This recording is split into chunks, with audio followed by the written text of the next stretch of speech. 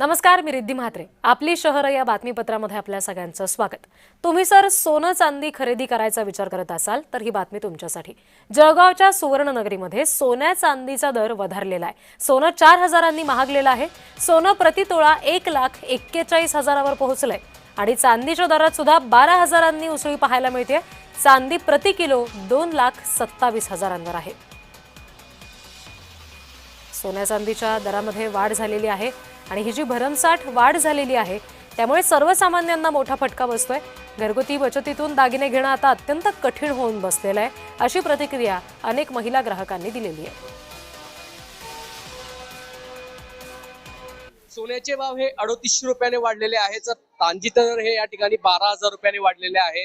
जर जळगावच्या बाजारात आज विचार केला सोन्याचे दर हे जीएसटी सह 1,41,000 रुपयाच्या उंबरठ्यावर आहे, तर चांदीचे दर हे 2,27,600 प्रति किलोवर या ठिकाणी जाऊन पोहोचलेले आहे.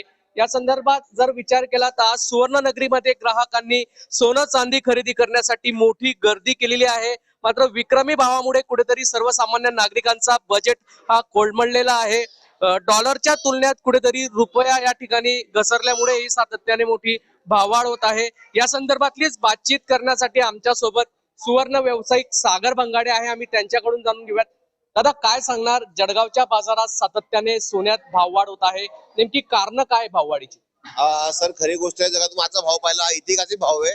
सोन्याचा म्हणा किंवा चांदीचा म्हणा, सोनं जवळपास 48 तासामध्ये जवळपास 3,800 वाढलेलं आहे आणि चांदी जवळपास 12,000 वाढलेली आहे. तर याचं मुख्य कारणामध्ये चांदीचा तून मागे पण बोलला होता, तर चांदी आता इंडस्ट्रियल यूज मध्ये भरपूर प्रमाणात यूज होते.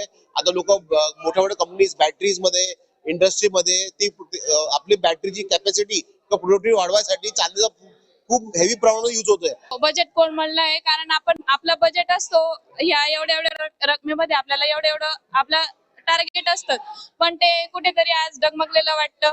कुठे त्या भाववाढीमुळे आपण मागे पडतो, कुठेतरी कॉम्प्रोमाइज करावं लागतं, नाही तर मग घ्यावं असं नाही वाटत. मग अशा काहीतरी गोष्टी उद्भवतात. जुगल पाटील, जय महाराष्ट्र न्यूज, जळगाव.